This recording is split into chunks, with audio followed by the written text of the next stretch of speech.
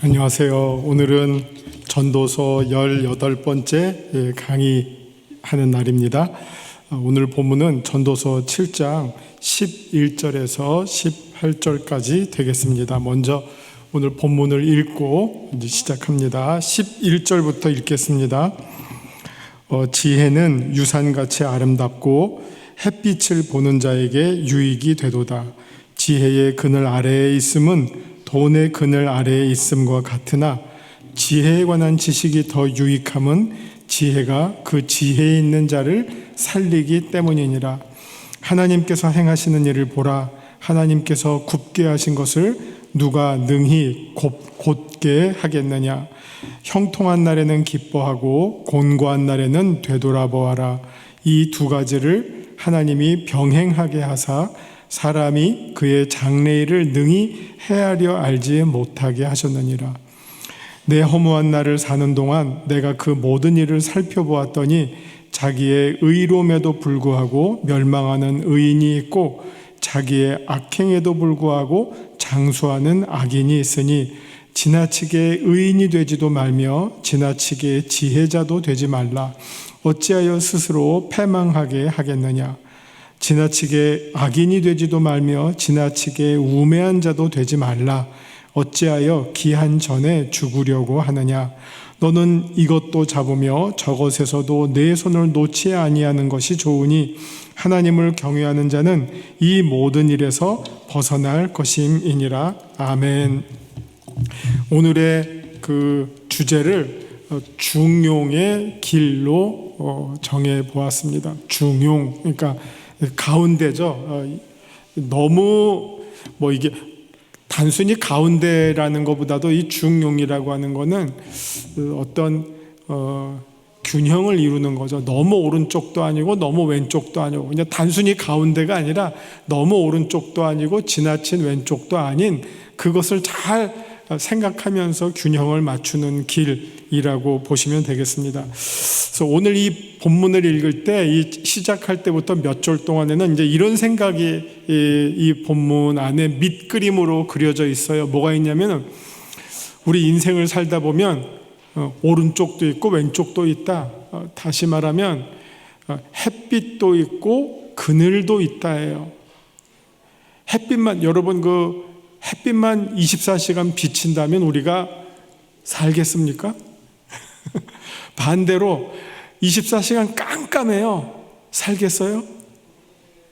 아니죠. 그러니까 좀 더 햇빛 비치는 시간이 길어지고 줄어드는 거는 있어도 이 생태계라고 하는 이 자연의 환경은 햇빛도 있고 그늘도 있어요. 요새 비가 많이 왔잖아요. 정말 우기도 아니고 왜 이렇게 비가 오는지. 그러다가 며칠 전에 햇빛이 짠하고 나니까 그 햇빛이 얼마나 반가운지 모르겠어요. 맞아, 이게 진짜 가을이지 무슨 가을이 이랬단 말이에요. 그러니까 막 비가 오고 그러면 또 햇빛이 필요하죠. 그러나 또 저쪽 강릉은 비가 안 와서 얼마나 또 힘들었어요. 우리 온 국민이 저기 비 와야 되는데 이상하게 딴 데는 다 비가 와도 거기만 비가 안 오더라고요. 거의 8월 달까지. 하여튼 그러니까 결국 이걸 전체 그림을 보면 뭡니까? 인생이란 햇빛 비치는 시간도 있고 또 그늘이 필요한 시간도 있다. 무더운 여름에 그늘에 한번 들어가 보세요. 그러면 살겠다 하는 거 아니에요. 근데 인생도 마찬가지예요. 햇빛과 같은 시간이 있고 또 그늘과 같은 시간이 있어요. 이 두 가지가 병행하는 거. 여기 지금 아까 병행한다는 말씀을 썼는데 이게 병행하는 게 인생이다. 그거를 잘 알고 거기에 대처해 나가는 거. 그것이 어떻게 보면 지혜로운 삶이다 하는 그 말씀을 해주고 있습니다. 자, 11절에 이렇게 나옵니다. 지혜는 유산같이 아름답고 햇빛을 보는 자에게 유익이 되도다. 제가 볼 때는 조금 이게 이제 번역이 안 좋아요. 이렇게 말하면 이게 도대체 이게 국어로 무슨 말을 하는 거지? 딱 읽으면 이해가 안 되는데 이렇게 읽으면 좀 더 이해가 쉽습니다. 자, 지혜는 유산같이 아름답고 이 유산은 부모님으로부터 재산을 물려받는 유산이에요. 유산이 여러 가지의 의미가 있는데, 이거는 지혜는 유산을 받는 것처럼 아름답다. 유산을 싫어할 자녀가 어디 있겠습니까? 그죠? 그래서 지혜는 얼마만큼 좋은 거냐? 일단은 유산을 받는 것처럼 아름다운 거다, 지혜가. 그 다음에 두 번째가 햇빛을 보는 자에게 유익이 되도다. 이 말은, 이게 이렇게 썼어야 돼요. 지혜는 유산을 받는 것처럼 아름답고 햇볕을 받는 것과 같이, 그 다음에 여기 유익하다예요. 그런 것처럼, 햇빛을 쬐는 것처럼 유익하다 하죠. 여러분, 그 햇볕이 쫙 따스하게 하면 정말 좋다 이거잖아요. 우리는 좀 덜하지만 저기 북유럽 가면 해가 비치는 날이 적기 때문에 해가 비치는 날 다 어떻게 합니까? 사람들이 옷 벗고 뛰쳐나와요, 집 밖으로. 거의 상의는 다 탈의예요. 우통 다 벗고 그냥 잔디밭에 그냥 햇볕을 쬐느라고, 자기가 무슨 나무도 아닌데 사람도 햇빛을 쬐야지 살더라고요. 그죠?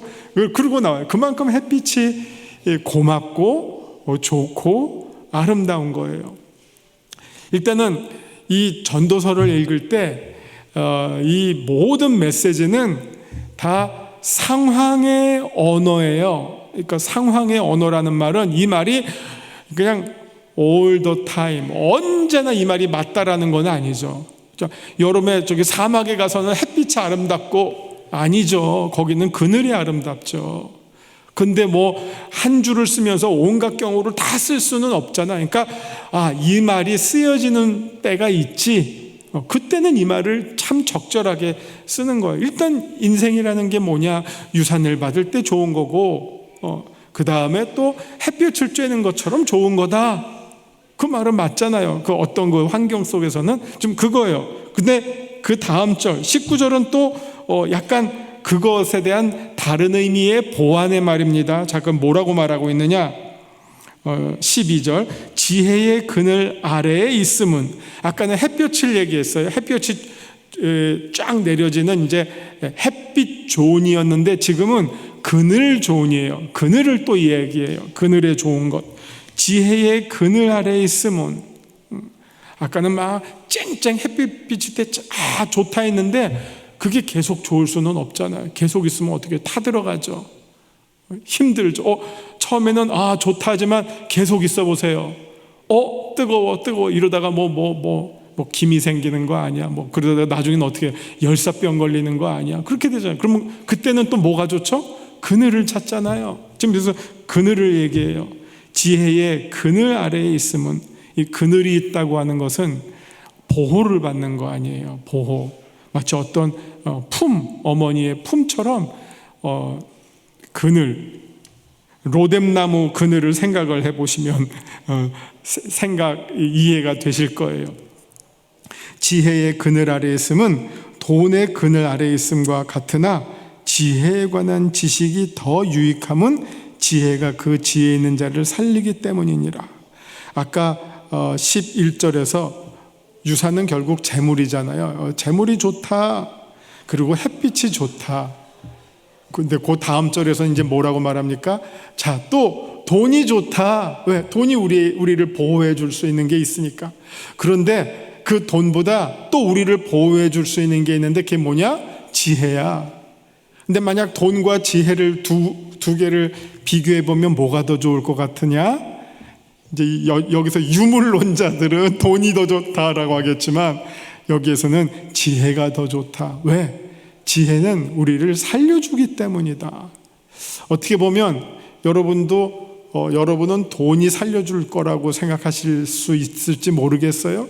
그러나 여기서 지혜가 살려준다는 말은, 뭔가 첫째는, 지혜는 나로 하여금 선택과 결정을 하게 해주는, 어떻게 보면 능력이에요. 이것이냐 저것이냐. 근데 돈은 그 선택이 결정된 다음에, 그 다음에 쓰여지는 거예요. 아무리 좋은 선택을 한다 하더라도 그것은 돈으로 해결할 수 없는 선택도 많거든요. 그러나 지혜는 돈을 포함해서 그 이상의 우리가 살 수 있느냐, 죽을 수 있느냐, 뭐 정말 잘 되는 길이냐, 망하는 길이냐, 이런 선택을 할 수 있는, 결정할 수 있는 그 힘이 어디로부터 오느냐? 지혜로부터 온다는 거예요. 잘못된 선택을 하면 아무리 돈을 때려 박아도 안 되죠. 돈 없이도 살릴 수도 있단 말이에요. 그래서 오죽하면 말 한마디가 천냥빚을 갚는다. 그럼 거기에 그 말 한마디, 천냥빚을 갚을 수 있는 말 한마디는 어디로부터 왔죠? 그게 지혜라는 거예요. 그러니까 지혜가 돈보다 더 소중하고 더 귀한 것이다. 이걸 자꾸 돈이 더 귀중하지, 돈이 전부지라고 생각하면 어리석음에게 우매한 자의 판단이라는 거죠.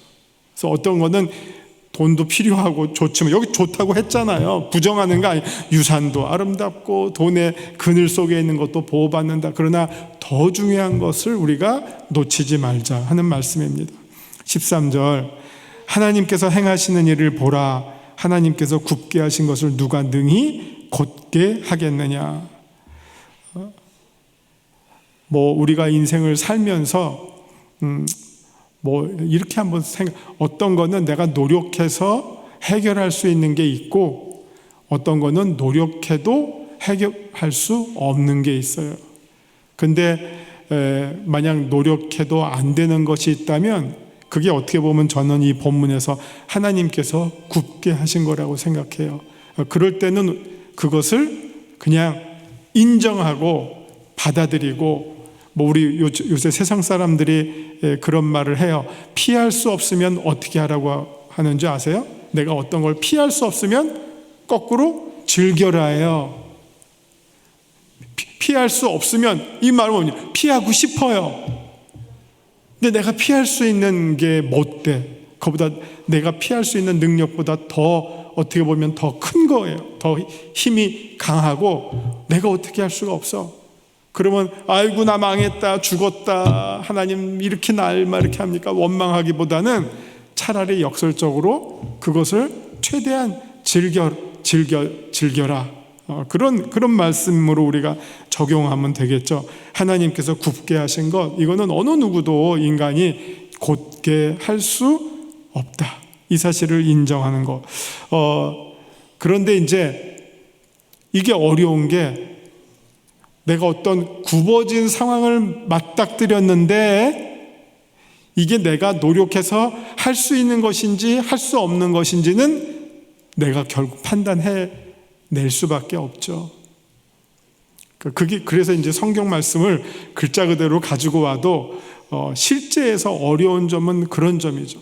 이게 하나님이 굽게 하신 건가? 아니면 내가 굽게 한 건가?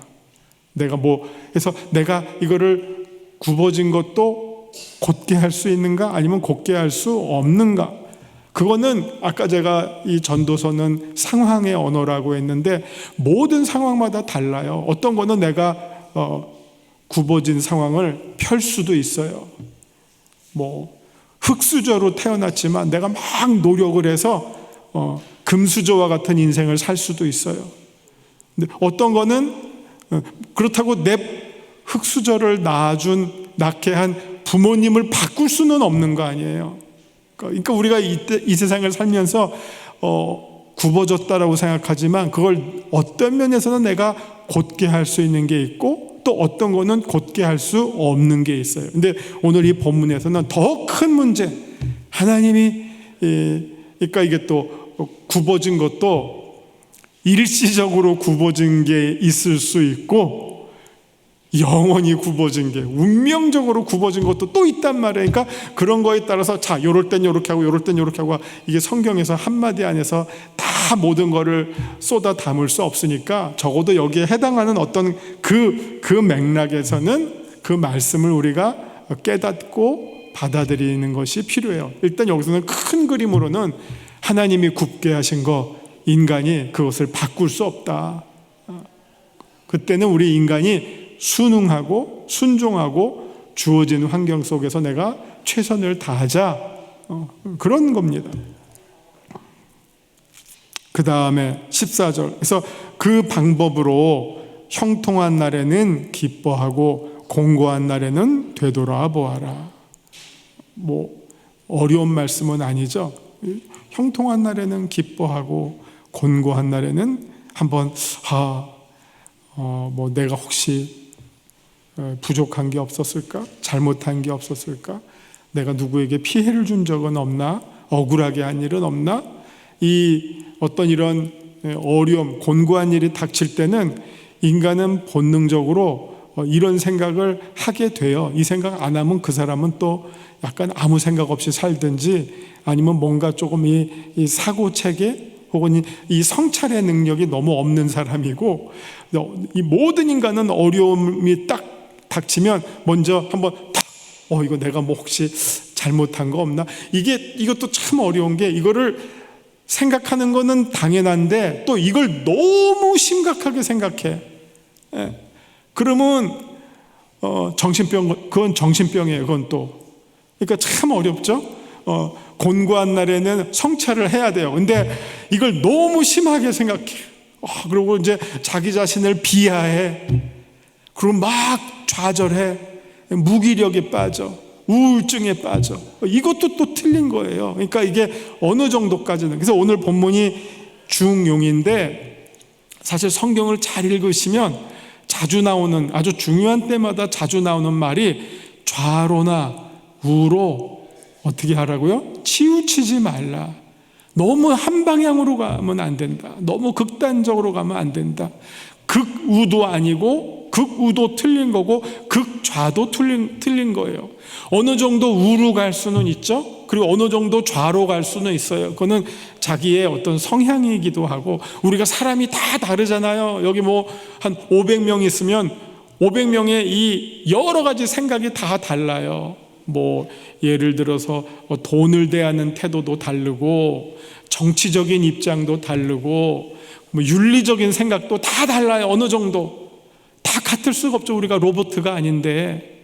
살아온 배경, 경험, 역사적 상황, 어떤 사람은 유복하게 살아서 뭐 그게 다야라고 생각하고, 누구는 너무 어렵게 살아서 또 거기에서 헤어나오지 못하고, 그거에 따라서 우리가 생각하고 판단하는 게 다 다르잖아요. 다른 거는 당연해요. 다르지 않다? 그거는 뭐 공산주의죠. 공산주의, 획일화된 전체주의죠. 민주주의는 다 다를 수밖에 없어요. 그런데 다르더라도, 근데 어느 만큼 다르냐? 우와 좌는 있을 수 있어요. 보수와 진보는 있을 수 있어요. 그러나 극좌, 극우, 이거는 성경에서 말하는 옳지 않은 태도예요. 그게 지금 성경에서 자꾸 나오는 우로나 좌로 뭐 하지 말라고요? 치우치지 말라는 말이에요. 치우치지 말라는 말. 참고로 신명기 5장 32절, 좌로나 우로나 치우치지 말고, 신명기 5장 32절에도 나오고, 이게 모세의 율법. 그 다음에 여호수아 1장 7절에서도 나와요. 좌로나 우로, 여호수아 1장 7절, 다 좌로나 우로 치우치지 않는 것이 어떤 길이냐? 그게 형통한 길이래요. 이거는 뭐 정치적인 것뿐만 아니라 내 삶의 태도도 마찬가지예요. 그러니까 이게 조금, 제가 우리 마크 집사님 있어서 영어 쓰는 게 그런데, 이 똑같은 극우 극좌도 이게 far라는 말과 radical이라는 말의 그 의미가 달라요. 그냥 극우는 far right예요. radical right는 아니고. 그래서 그러면 이거 왜 극우를 far right라고 하느냐? 이 far는 그냥 치우친 거고요. radical 쪽에는 치우쳤지만 그거는 조금 더 어떤 의미가 있냐면, 그게 라디우스라는 말의 라틴어의 뿌리라는 뜻이 있어요. 뿌리. 그러니까 뿌리에 더 집중하는 태도는 이때도 만약 우리가 극이라고 하는 말을 쓰면 이건 좀 더 어떻게 보면 철저하다는 의미예요. 그래서 far보다는 radical이 차라리 훨씬 더 좋은 말이죠. 그래서 뭐 여기 존 스토트라는 그 영국의 유명한 복음주의 지도자 돌아가셨지만, 그분이 수십 권의 책을 썼는데 제일 마지막에 쓴 책 이름이 뭐냐면, 수십 권의 책을 썼어요. 그리고 20세기 복음주의 운동의 빌리 그레함이랑 존 스토트라고 하는 분이 대가예요. 특별히 그 IVF라고 하는 이 선교단체를 창립하신 분인데, 그분이 수십 권을 내 저서를 학문적인 책 아니면 신앙적인 책을 쓰면서 제일 마지막에 죽기 한 2년 전에 쓰신 책이 뭐냐? Radical Discipleship 해서 철저한 제자도예요. 이때 radical은 좋은 뜻이에요. 우리는 다 예수님의 제자인데 어떤 제자들입니까? 주로 사이비 제자, 널널한 제자, 무늬만 제자, 그렇잖아요. 그런데 그분은 우리한테 어떤 도전을 줬느냐? 우리가 진정한 신자라면 철저한 제자가 되어야 된다. 예수님을 진짜로 따르는 제자. 정말 모든 순간 예수님이라면 어떻게 했을까? 고민하고 생각하고 결정하는 거. 모든 순간. 그게 철저한 제자도. 그때 레디칼은 좋은 의미가 많이 담겨 있는 거고요. 그러나 여기서 치우친다라고 할 때는 그건 레디칼보다는 그냥 파예요. 멀리 가버려. 오른쪽으로 너무 멀리 갔어. 왼쪽으로 너무 멀리 갔어. 이거는 성경에서 지혜로운 삶이 아니고 바른 삶이 아니다라고 말씀하고 있는 겁니다. 그래서 장래일을 능히 헤아려 알지 못하게 하셨느니라. 만약 한 가지 맨날 해만 비춰요. 그러면 장래일 예측할 수 있을까요? 못할까요? 쉽잖아요. 내일도 해가 비치겠구나. 모레도 해가 비치겠구나. 그런데 해가 비쳤다가 그늘이 오고 또 비가 왔다가 또 해가 오고, 그러면 내일 비와 안 와. 한번 말이 50대 50이지만 비 올 확률, 비 안 올 확률이 진짜로 50대 50입니까? 이건 통계의 장난이지. 모르죠. 예. 요즘은 조금 잘 맞히는 것 같은데, 우리 얼마 전까지만 해도 일기예보에서 비 온다 그러면 안 온다. 안 온다 그러면 온다. 그게 뭐예요? 그만큼 어려운 거예요. 하물며 인생에 있어서 수많은 변곡점마다 이게 어떻게 될까? 우리에게는 그거를 알 수 있는 길을 하나님이 허락하시지 않고, 제가 전에도 말씀드렸지만 그거를 알려고 하는 게 아니라 어떻게 해야 된다고요? 하나님 굽게 한 거 곧게 하지 말고 하나님 곧게 한 거 굽히지 말라고 한 것처럼 하나님을 신뢰하는 것이 우리의 어떻게 보면 내일을 대비하는 것이고, 그게 우리 믿음이 가지고 있는 여러 가지 그 내용 중 그게 바로 내일 일에 관한 우리의 믿음을 소망이라고 그래요. 소망은 아직 보지 못한 것에, 바라는 것에 실상이에요. 실제로 이루어질 일이라고 믿는 것, 그게 이제 소망, 믿음의 미래적 측면인 소망이라고 우리가 생각하시면 되겠습니다. 자, 15절에서도 내 허무한 날을 사는 동안 내가 그 모든 일을 살펴보았더니, 아마 여기 이제 연세 지긋하신 분들 여기 많잖아요. 여기 지금 어린 청년들보다는 어르신들 많은데, 아마 다 여러분들이 사신 날을 한번 돌아보세요. 그러면서 이런 일들이 있었다는 거예요. 자기의 의로움에도 불구하고 멸망하는 의인이 있고, 자기의 악행에도 불구하고 장수하는 악인이 있으니, 이게 뭡니까? 우리의 인생을 우리가 생각하는 대로, 기대하는 대로 그렇게 일어나는 것은 아니더라. 오늘 자꾸 뭐가 반복된다 그랬죠? 햇빛과 그늘, 빛과 어두움이 반복적으로 병행하는 게 우리의 인생이고 세상사이다. 그러다 보니 의인은 다 형통한 삶을 살아. 악인들은 다 말라 죽었어. 멸망받아 죽었어. 인생이 그럽니까? 여기 아마, 여기라고 말하니까 이게 그 다음 말을 못하겠네요.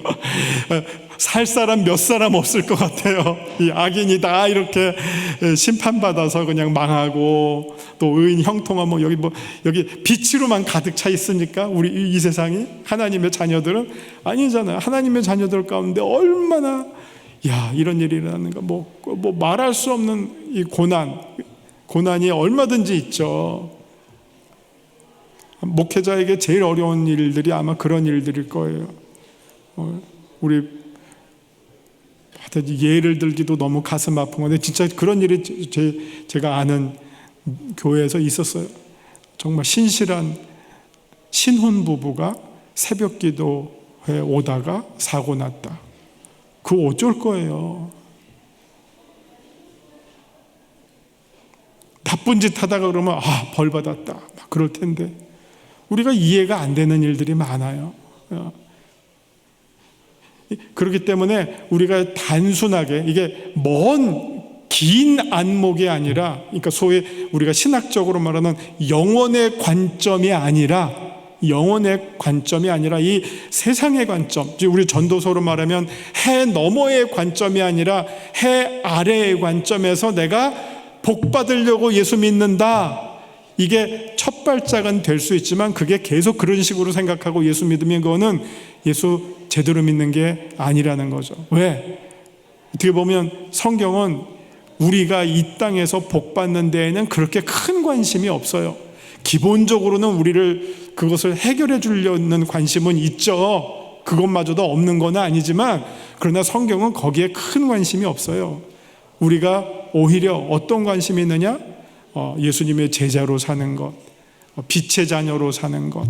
그래서 영혼의 관점에서 정말 하나님의 자녀로 천국의 삶을 누리는 것. 그게 더 큰 관심이에요. 그렇게 사느냐 못 사느냐, 그러다가 이 땅에서 사는 동안 피할 수 있는 것은 피하고 싶고 또 피할 수 없는 것은 또 당면하게 하고 그때마다 이길 수 있는 힘을 주시고 해결해 주시고 자녀를 보호해 주시고 그런 어떤 관점이라고 하는 것을 기억하시기 바랍니다. 그래서 이제 16절, 17, 18절 계속 이제 이어지는 게 지나치게 의인이 되지도 말고 지나치게 지혜자도 되지 말라. 어찌하여 스스로 패망하게 하느냐. 이거 이제 그래서 제가 아까 처음부터 여러 번 말씀드렸습니다. 지나친 거는 안 좋아요. 근데 그렇다고 이게 어떤 처세술을 가르치는 거는 아니에요. 이거 잘못하면 처세술을 가르치는, 그러니까 너는 이쪽도 눈치 보고 저쪽도 눈치 봐서 그냥 적당한 가운데서 기회주의자처럼 살아라. 그 말은 전혀 아니에요. 이것도 그렇게 보시면 안 돼요. 너무 그냥 극단적인 생각하면 여러분 이거 지난번에도 화를 내면 꼭 반드시 후회한다고 했잖아요. 근데 후회하는 것뿐만 아니라 뱉은 화를 거두어 드리는데 더 큰 에너지가 필요해요. 이거 여기도 마찬가지. 너무 극단적으로 가면 그거 수습할 때 나중에 더 큰 힘이 들고 후회하게 돼요. 그러니까 적당히 이쪽이나 저쪽일 수는 있지만 어느 정도 범위 안에서 하고, 누구를 미워 안 할 수는 없겠죠? 살면서. 그러나 지나치게 미워하는 것, 또 누구를 사랑하지 않을 수 없겠죠? 그런데 이것도 너무 과하게 사랑하는 것, 요거는 자기가 한번 성찰해 볼 필요가 있다. 이게 지금 전도자가 우리에게 주는 좋은 교훈이라고 생각됩니다. 여기까지 하겠습니다. 기도하십니다. 좌로나 우로 치우치지 말라고 가르쳐 주시지만 우리는 살면서 자주 이런 모습을 봅니다. 주님, 우리의 생각을 다스려 주시고 또 우리도 스스로 성찰하게 하셔서 하나님이 원하시는 그 모습 그대로 살아내는 우리 귀한 성도님들 다 되게 하여 주옵소서. 예수님 이름으로 기도합니다. 아멘.